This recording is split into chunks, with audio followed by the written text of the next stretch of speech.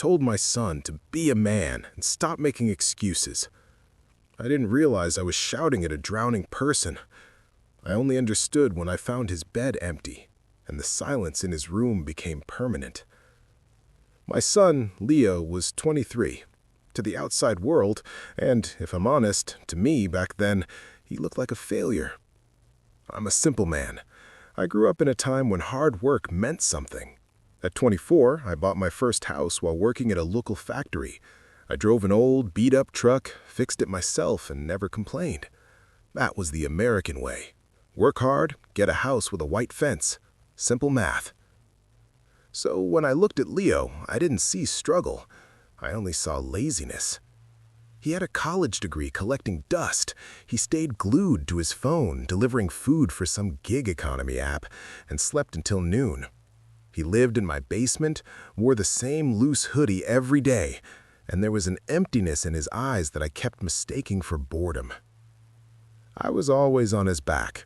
"The world doesn't know you a living, Leo," I'd say, slamming my coffee mug on the table. "Get a real job. Build some character." The Tuesday that changed my life started like any other. I came home from the workshop, grease on my hands, that satisfying exhaustion of a hard day's labor. Leah was in the kitchen, staring at a bowl of cereal. It was 6 in the evening. "Just waking up?" I asked, irritation crawling up my chest. "No, Dad," he said quietly. "I just got back. Had some deliveries." "Deliveries?" I scoffed. "That's not a career, Leo. That's a hobby. At your age, I had a mortgage and a baby on the way. You can't even cover your gas money." He set the spoon down. He looked pale, thinner than before.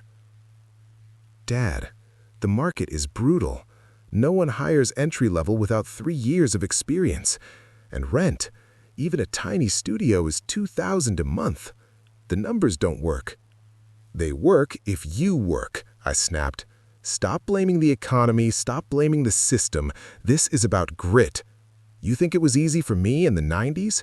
We didn't have safe spaces, we just got on with it." Leo looked at me. His eyes were heavy. Not sleepy, heavy, like they were holding up a collapsing ceiling.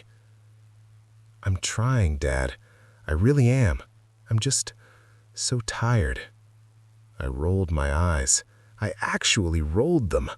"Tired? From what? Sitting in a car, scrolling your phone? I've been on my feet for 10 hours. I'm tired. You're just unmotivated.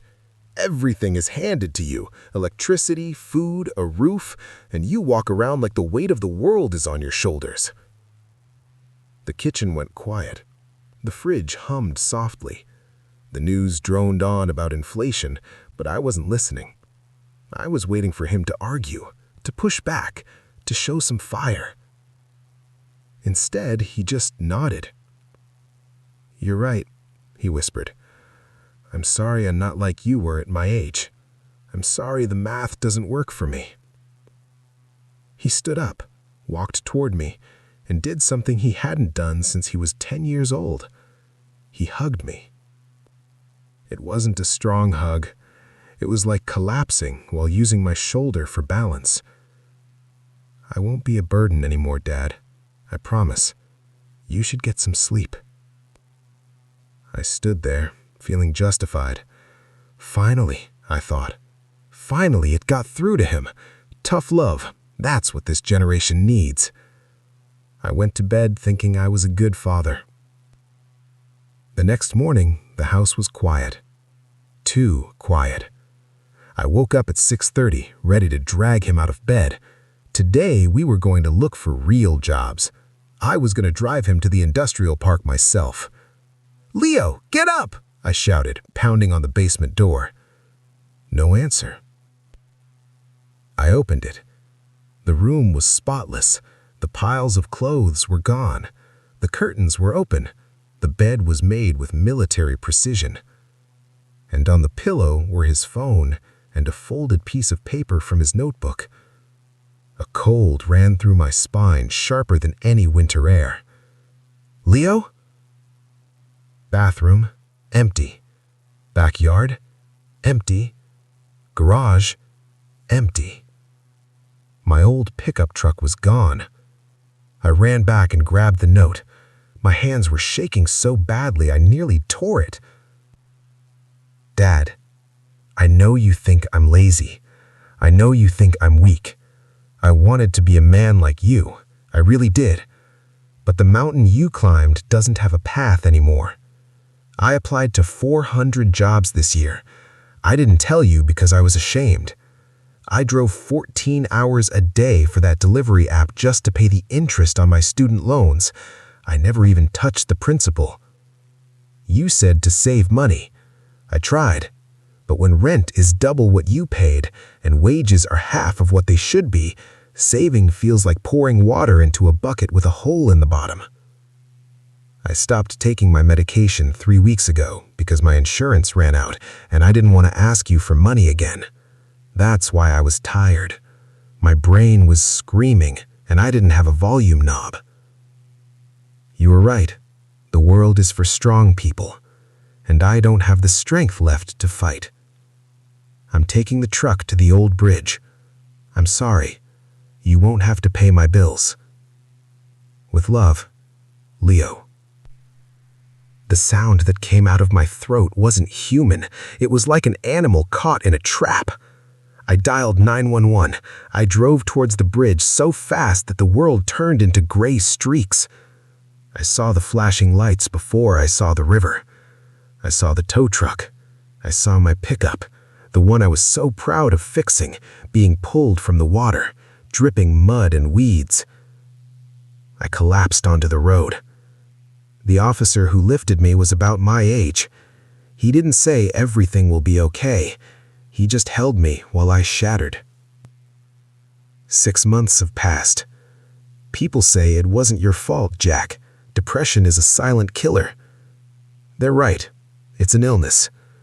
But I can't stop doing the math.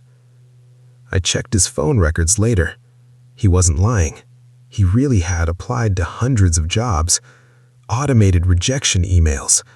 He was working while I slept. He was fighting a war I refused to see because I was too busy looking at the past through rose-colored glasses. I measured his life with a 1990s ruler, and when he didn't fit, I used it to beat him. We tell our kids, at your age, I had a house and a car.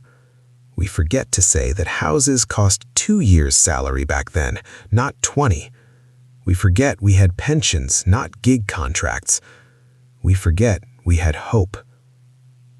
Leo didn't need a lecture about grit. He needed a father who understood that I'm tired doesn't mean I need sleep. It means I'm running out of reasons to stay alive. Every Sunday I go to his grave. I tell him about the truck. I apologize. But he can't hear me. The world is full of Leos right now. Young men and women working harder than we ever did for half the reward, carrying the weight of a broken economy and a digital loneliness we don't understand. If your child says they're tired, if they seem stuck, if they're struggling to stand in a world that clipped their wings, please put your judgments down. Throw away your back-in-my-day stories. Don't tell them to be a man. Tell them you're with them. Tell them their worth isn't measured by a paycheck or property.